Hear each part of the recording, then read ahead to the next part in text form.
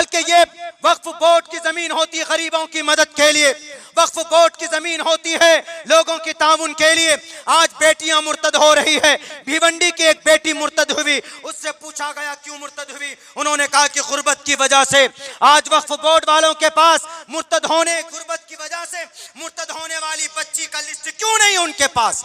गरीबी के लिए, गरीबी से तंग आकर जो ईमान का सौदा करते हैं, उनका डेटा उनके पास क्यों नहीं है? मेरे भाइयों, बहुत सारे सवालात। हमारे ही बदअमली की वजह से अल्लाह जालिमों को मुसल्लत करता है, बस इतना समझ लीजिए। वरना पहले ज़माने में वक्फ बोर्ड की जायदाद से आमदनी से मदरसे चलते थे। इमाम अबू हनीफा के 65 मदरसे चलते थे। इस देश के अंदर में चंदा करके तब मदरसा चलता। क्या वक्फ वाले मदरसा नहीं चला सकते थे? वक्फ की प्रॉपर्टी कितनी? 9.5 लाख एकड़ जमीन वक्फ के पास है। आमदनी कहां जाता है? मदरसा सिद्दीकिया डगरवा को चलाने के लिए और दूसरे मदरसों को चलाने के लिए हमारे उलमा मेहनत करते, चंदा करते, तब मदरसा चलता। तो वक्फ बोर्ड की आमदनी कहां जाता? अय्याशी में जाता। आज तक एक भी मदरसा आपने नहीं बनाया।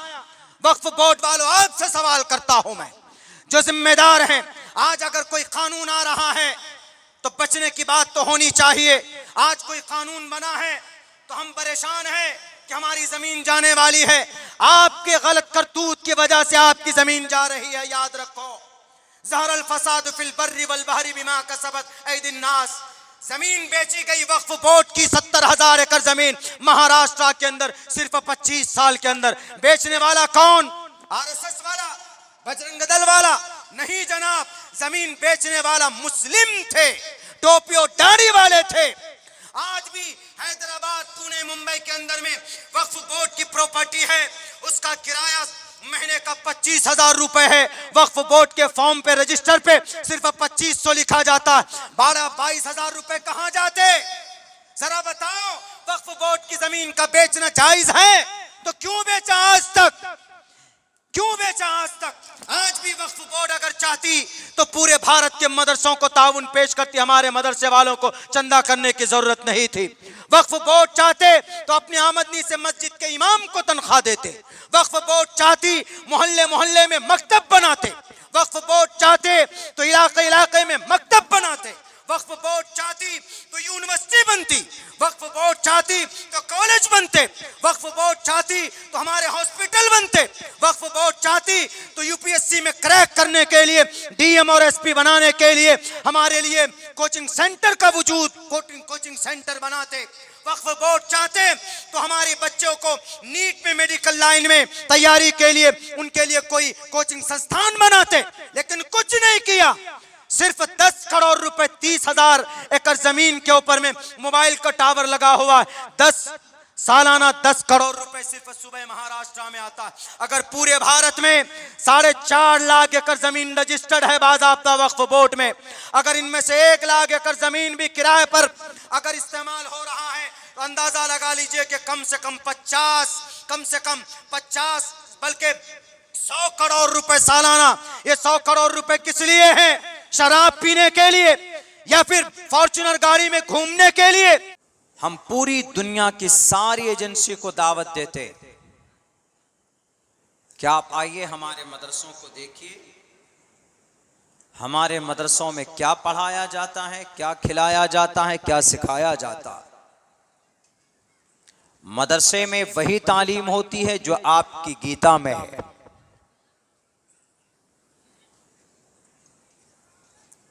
बहुनाम जन्मनामन्ते ज्ञानवान माम परपद्यते वासुदेवा सर्वमिति समहात्मा। महात्मा बनाया जाता है मदरसों में। महात्मा, महान इंसान बनाया जाता है मदरसों में। अभी जो बच्चे जिनके सर पर फजीलत की दस्तार बांधी गई है, ये महात्मा है। ये इतने बड़े महात्मा हैं, इतने बड़े महात्मा हैं कि इनके मुकाबले में कोई नहीं है। ये कल क़यामत में रब के तरफ से इनको वो पावर, वो ताकत हासिल होगी कि जो दुनिया के प्राइम मिनिस्टर, दुनिया के दुनिया का सबसे बड़ा ओहदा अक़वाम मुत्तहिदा भी उसको वो मकाम मर्तबा नहीं होगा रब के सामने में जो एक अदना हाफिज कुरान, जिसको हम अदना समझते हैं, जो मकाम मर्तबा उनका होगा। क्या मकाम है उनका? तिर्मिज़ी की एक हदीस है, सनदन अगर ज़ईफ है लेकिन फजीलत बयान कर सकते हैं। अल्लाह के नबी फरमाते हैं कि एक हाफिज कुरान अपने ख़ानदान के 10 ऐसे आदमियों को जन्नत में लेकर जाएगा जिन पर जहन्नम वाजिब हो चुकी होगी। इतने बड़े महात्मा, इनको महात्मा बनाया जाता है। और महात्मा तालीम से ही इंसान बनता है। तुम मिनिस्टर बन गए तो तुम मत समझना कि तुम महात्मा हो। 5 साल की तुम्हारी कुर्सी होगी, अवाम ने चाहा है, कुर्सी इख्तिदार पर बिठाया है, कुर्सी आती और जाती है, सरकार बनती बिगड़ती भी है, लेकिन ये महात्मा, इनका मकाम व मर्तबा यहां पर भी है। और इंशाअल्लाह हमें कभी उम्मीद है कि कल क़यामत में सबसे बड़ा सम्मान अगर किसी का होगा तो हाफिज कुरान का होगा, उनके वालिदैन का होगा, उलमाए किराम का होगा। हमारी किताब तो कहती ही कहती है, आपकी भी किताब कहती है,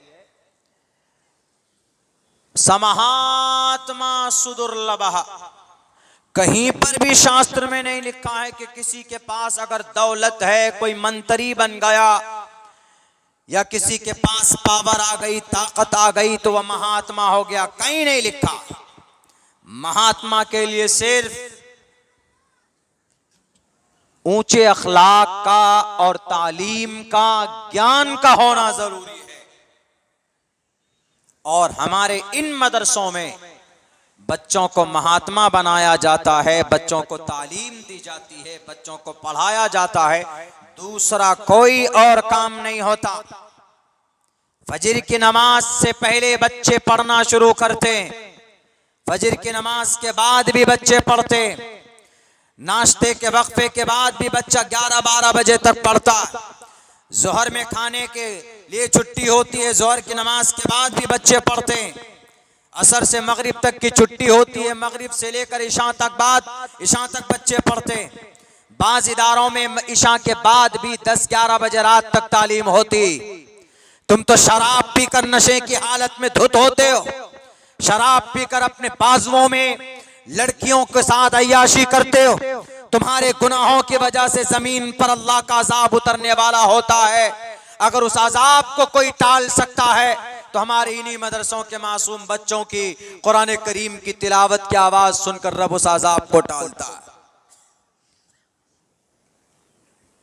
मासूम बच्चे कुरान पढ़ते।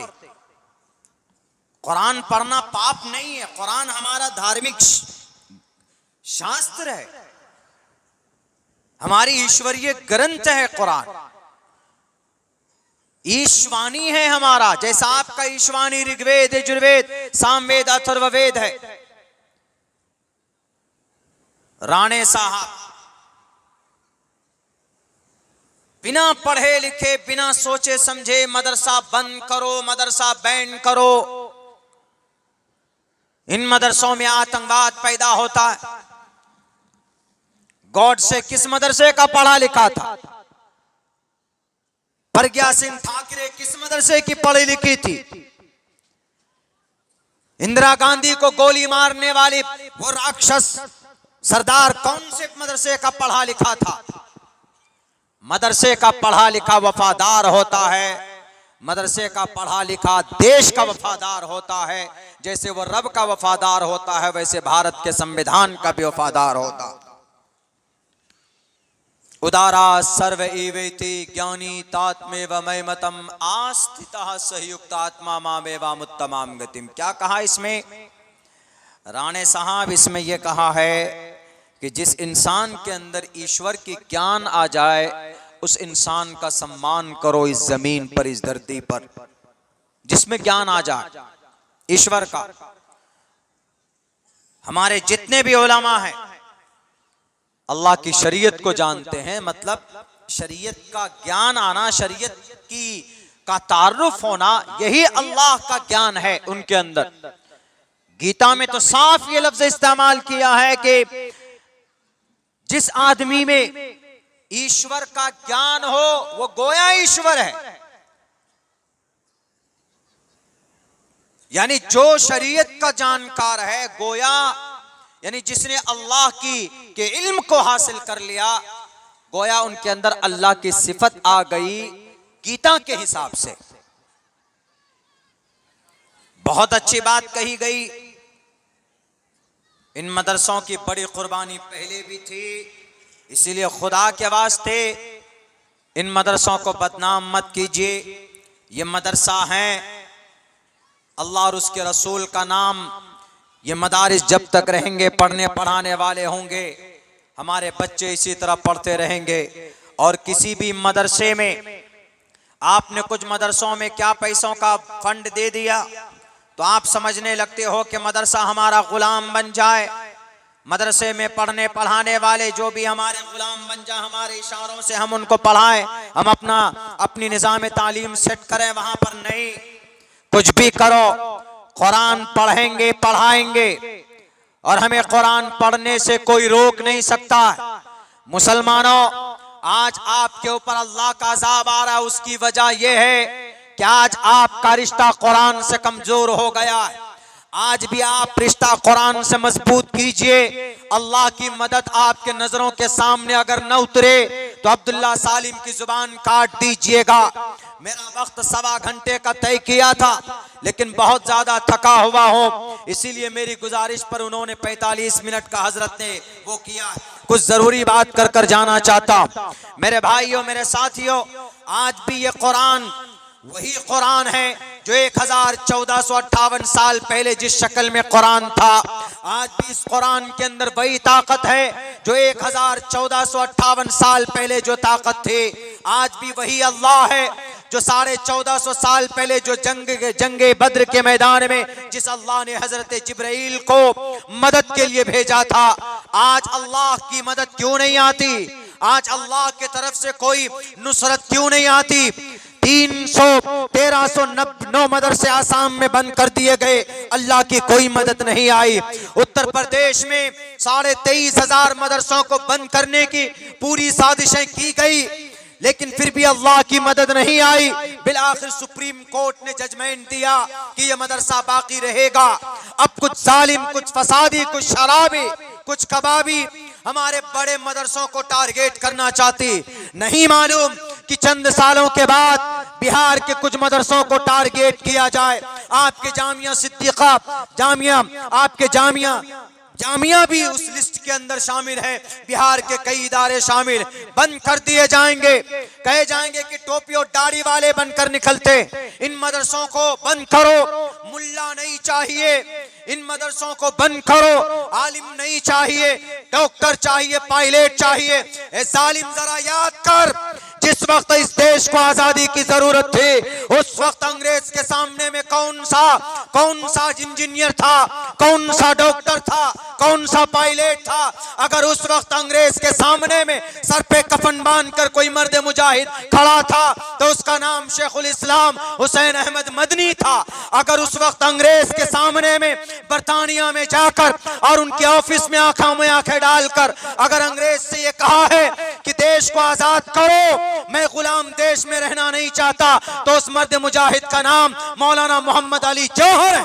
इस देश को आजाद करने के लिए जब इस देश को आजादी की जरूरत पड़ी थी तो यहाँ तहरीक रेशमी रुमाल के लिए, इस देश को बचाने के लिए तुर्की का सफर करने वाला मर्द मुजाहिद का नाम उबैदुल्लाह सिंधी है। इस देश को आजाद करने के लिए माल्टा के जेल खाने में जाने वाले मर्द मुजाहिद का नाम शेखुल हिंद है। सीएम बता जरा कि जब देश को आजादी की जरूरत पड़ी थी कौन सा डॉक्टर था, कौन सा प्रोफेसर था, या कौन सा इंजीनियर था? दुनिया का सबसे बड़ा फलसफे का माहिर मंतिक का माहिर कासिम नानोतवी 1857 में शामली के मैदान में थे। इसीलिए ये याद रखना होगा, भूलना मत। अगर हमारे उलमा ने तारीख बयान करना कम कर दिया है तो इसका ये मतलब नहीं है कि इस देश के अंदर उलमा का कोई मकाम नहीं, मदारिस का कोई मकाम नहीं। भारत का संविधान मदरसा चलाने की इजाजत देता है। तुम कौन होते हो मदरसा बंद करने की बात करने वाला? नहीं जानते तो पढ़ो, आओ जामिया में पढ़ाएंगे। हजरत मुफ्ती साहब आर्टिकल नंबर 30 में लिखा हुआ, all minorities whether based on religion shall have the right to establish and administer educational institutions of their choice। Bharat के अंदर मुसलमान कुरान और धर्म की तालीम के लिए इदारा चला सकता है और कमेटी के जरिए चला सकता है, शूरा बना सकता है, आमिला के जरिए चला सकता है। हमें तुम्हारे भीख की जरूरत नहीं है। ये मदरसा रहेगा तो ये सूरज रहेगा, मदरसा रहेगा सूरज की रोशनी रहेगी। मदरसा खत्म तो ये दुनिया खत्म हो जाएगी। इन मदरसों को कुछ लोग साजिश के तहत खत्म करना चाहते, लेकिन वो कामयाब होते चले जा रहे हैं, क्योंकि हम मुसलमानों का रिश्ता कुरान से, मस्जिद से, मदरसों से कमज़ोर होता चला जा रहा।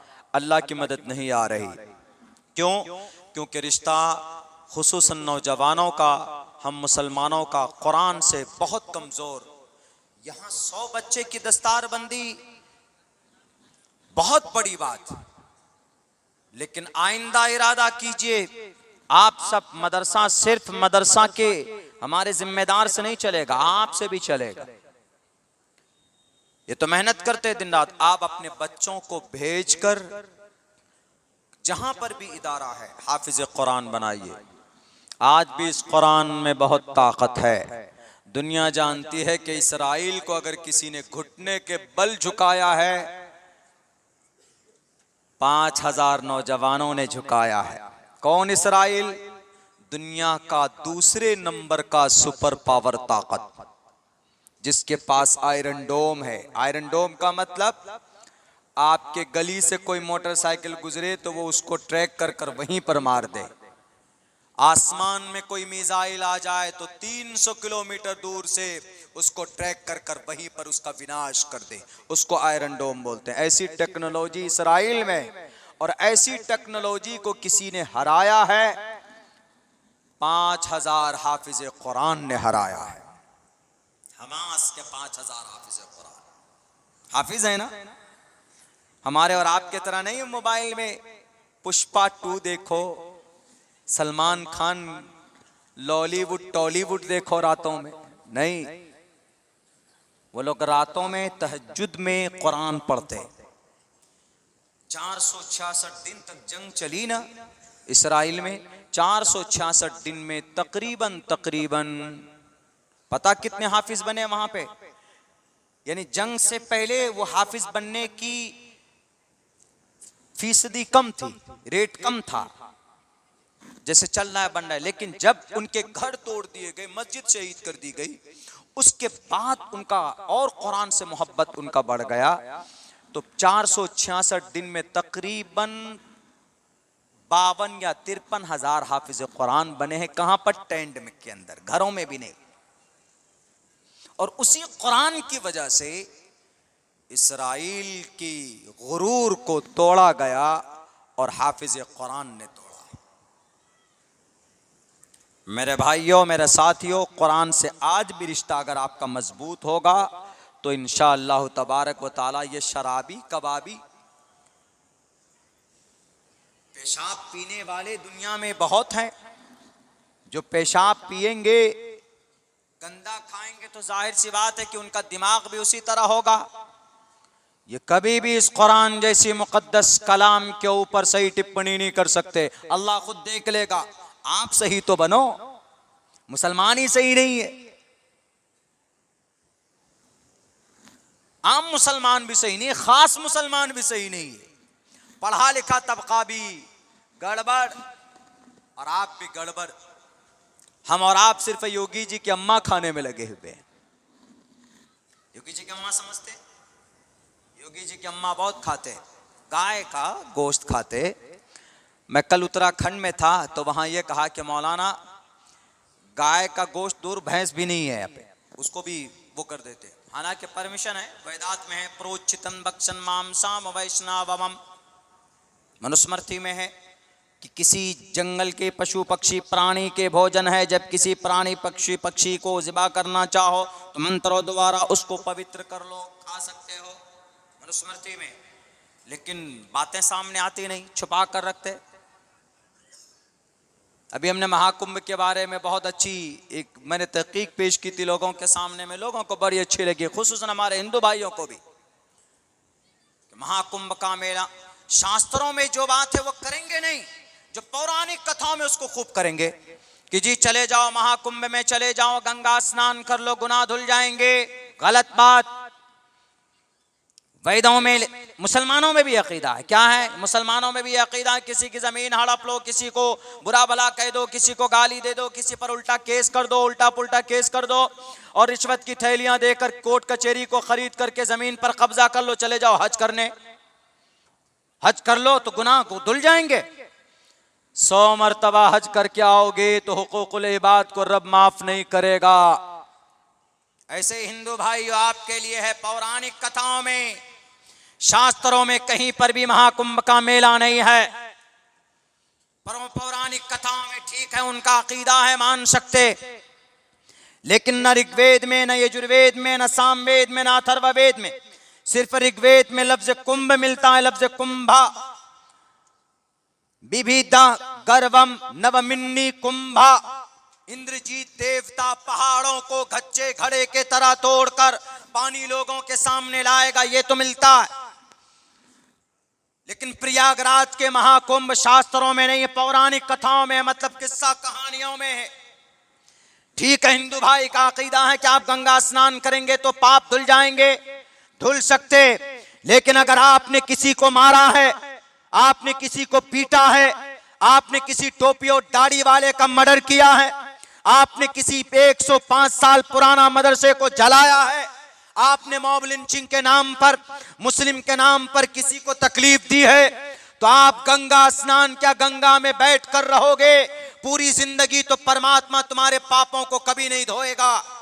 जैसे मुसलमानों में यह अकीदा है कि अगर कोई मुसलमान हज करने चला जाए लेकिन उससे पहले अगर हुकूकुल इबाद को मुकम्मल अदा करके नहीं गया, किसी के जमीन पर नाजायज कब्जा किया हुआ, किसी को अपनी दादागिरी के जरिए से डराया, मुखिया है तो किसी गरीब को लूटा है, समाज का सरपंच है तो सही फैसला नहीं किया, समाज का उद्योगपति है, पैसा वाला है तो पैसों की वजह से गरीबों के ऊपर जुल्म किया, वो अगर 70 मरतबा हज करने जाए, जन्नतुल बकी में भी मौत होकर वहीं मदफून हो जाए, दफन हो जाए, तब भी रब्बे जुल जलाल उसको माफ नहीं करेगा।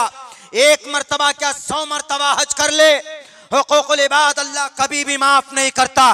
ऐसे हिंदू भाइयों, आपके ग्रंथों में अगर कोई आप साधु संत आपको कहता है तो आपको बेवकूफ बनाता है, इसलिए कि शास्त्र में साफ लिखा है, युना पिता जनिता युविधाता धामानि वैद भूनानि विश्वायु देवा नाम नाम दायक इवतम संप्रश्नम भुनायंतयन्या। साफ लिखा है कि इंसान जैसा जिंदगी में करेगा, मरने के बाद उसको वहां पर मिलेगा। किसी को गाली दी है, किसी को बुरा भला कहा है, तो ईश्वर के सामने हाजिर होगा, खड़ा होगा, ईश्वर कहेगा क्यों गाली दी थी, क्यों मारा था इसको, ईश्वर कहेगा युना पिता, वो पिता होगा कल कयामत में, महाप्रलय में। मरने के बाद वहां पर हिसाब किताब होगा। सच्ची बातें छुपाते हैं, बताते नहीं है। हमारे यहाँ तो अल्हम्दुलिल्लाह ओपन एंड शट मामला है। अभी आप शरीयत के खिलाफ कोई कदम उठाइए तो सबसे पहले एकदम हमारे उलमा पहुंचते हैं, कौम और समाज के लोग उसकी इस्लाह की कोशिश करते हैं। छुपाई नहीं जाती कोई बात, शरीयत की कोई बात छुपाई नहीं जाती। वो अलग बात है कि मुसलमान बेअमल है, लेकिन यह है कि ऐसा नहीं है आज तक कि हमारे उलमा ने कोई बात कुरान की छुपा कर रखी हो कि नहीं इस मसले को नहीं बताएंगे। सैकड़ों उलमा है, 8 लाख तो हाफिज कुरान है भारत में, 8 लाख। लेकिन मुसलमानों इतनी सही और इतनी मजबूत ग्रंथ हमारे पास होने के बावजूद भी अल्लाह तबारक व तआला की मदद नहीं आ रही है। वजह क्या है? सबसे बड़ी वजह यह है, दो वजह से अल्लाह की मदद आती है, उन दोनों में से हम लोग दोनों में कमजोर हैं। एक ईमान बिल यकीन, हमारा ईमान अल्लाह पर मजबूत नहीं है, सिर्फ अल्लाह है बस, अल्लाह पर एतकाद हमारा कमजोर है। एक ईमान का मजबूत होना, दूसरे नंबर पर नेक अमल का होना भी जरूरी है। नमाज फर्ज है, तमाम मुसलमानों को नमाज पढ़ना चाहिए। रोजा फर्ज है तो रोजा रखना चाहिए। हज फर्ज है तो जिनके ऊपर जिनको वसात है हज करना चाहिए। ज़कात फर्ज है, जिनके अंदर वसात है ज़कात देना चाहिए। बुरे कामों से बचना चाहिए, चुगली से बचना चाहिए, गीबत से बचना चाहिए, कोरेक्ट से बचना चाहिए, सुलेसन से बचना चाहिए। कल हमने देखा, कल बताया, जहां हमारा प्रोग्राम था, उन्होंने कहा कि मौलाना यहाँ स्मैक की ड्रग वगैरह की का नशा होता है, और ऐसे वैसे नहीं, पूरे गांव के बच्चियां औरतें नशा करने लगी हैं। उस बस्ती का गांव का नाम नहीं लूंगा। उन्होंने कहा कि कभी तो ऐसा होता है कि एक लड़की को नशे की जरूरत है, स्मैक की जरूरत है, उसके पास पैसे नहीं होते तो 5 लड़के उसको लेकर जाते हैं जंगल में और उसको उनके हिसाब से नशा देते हैं, लो स्मैक, और उसके साथ बारी बारी बलात्कार करते हैं, जिना करते हैं, तब जाकर वो लोग नशे के शौक को पूरा करते। ये हालत है इस नौजवानों की, ये हालत है उम्मते मुस्लिमा की बेटियों की, ये हालत है हमारे मुस्लिम नौजवानों के। हमारा नौजवान अल्लाह के नबी की जीवनी के बारे में तो नहीं जानता। अभी पूछ लीजिए कि पुष्पा 2 ने कई करोड़ रुपए कमाया, तो अभी on the tip of the tongue फौरन बोलेंगे मौलाना 300 करोड़ रुपए कमाया। इनसे पूछ लीजिए कि अल्लाह के नबी कितने दिन दुनिया में जिंदा रहे, अभी नानी मर जाएगी उनकी। इनसे पूछे कि सलमान खान के भाई का नाम क्या है, अभी बता देंगे। आप इनसे पूछे कि मोहम्मद रसूलुल्लाह सल्लल्लाहु अलैहि वसल्लम के बेटे का नाम क्या है, कयामत की सुबह तक नहीं बता पाएंगे। अभी इनसे पूछ लीजिए कि भारत के अंदर सबसे बड़ा मेगा स्टार कौन है, अभी बता देंगे आपको। ये वैसे नहीं तो गूगली कर लेंगे फौरन, उससे बता देंगे। लेकिन आपसे इन नौजवानों से पूछ लीजिए कि कुरान करीम में कितने पारे होते हैं, और कुरान करीम में कितनी सूरतें, कुरान करीम में कितने अल्फाज हैं, हमारे नौजवान नहीं बता पाएंगे। जब आपको आपके कुरान से मोहब्बत नहीं, जब आप अपने नबी के बारे में नहीं जानते, जब आप नमाज के बारे में नहीं जानते, जब आप वजू के फराइज के बारे में नहीं जानते, जब आप गुस्ल के फराइज के बारे में नहीं जानते, तो मेरे भाइयों तो ऐसे ही जालिम जुल्म करता रहेगा, अल्लाह की तरफ से कोई मदद और कोई नुसरत नहीं आएगी। जंगे बद्र में अल्लाह की मदद आई थी, लेकिन 313 सहाबा थे। अल्लाह तबारक व तआला की मदद गजा पट्टी में आई, वहां पर हाफिज कुरान थे, जो रातों को मोबाइल नहीं, जो हमारा नौजवान रातों को मोबाइल देखता है, वहां अल्लाह की मदद आई, लेकिन वहां पर हाफिज कुरान है, सर पे कफन बांध कर कुरान करीम हाथ में लेकर रातों को तिलावत करते। वहां के चीफ आर्मी ने कहा, इसराइल के चीफ आर्मी ने कहा कि जरा पता तो लगाओ कि अरे ये लोग हर दूसरे दिन ताजा दम होकर बंदूक संदूक लेकर आ जाते, जरा देखो तो ये रात में कौन सी ट्रेनिंग लेते हैं, रात में कौन इनको ट्रेन करता है, या कौन मोटिवेशनल स्पीकर है इनका, यानी कौन इनको उत्साह, इनकी हिम्मत बढ़ाता है।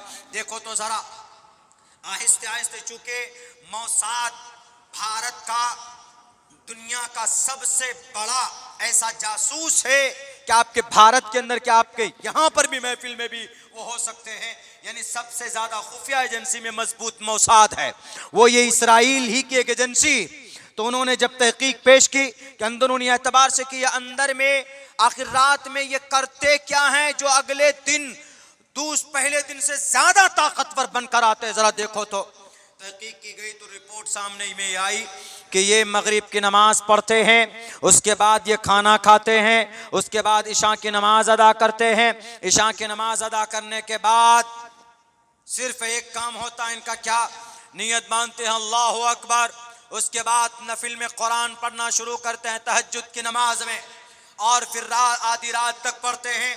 कुछ देर सो जाते हैं, उसके बाद फिर बेदार होते हैं, जागने के बाद फिर फजर की नमाज अदा करते हैं, फजर की नमाज के बाद कुरान करीम की तिलावत करते हैं, तब जाकर अगले दिन सर पे कफन बांध कर आते।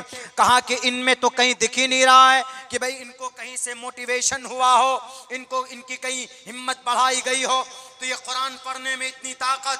उन्होंने कहा कि इनके पास इनका पावर हाउस अगर कुछ है तो इनका कुरान है।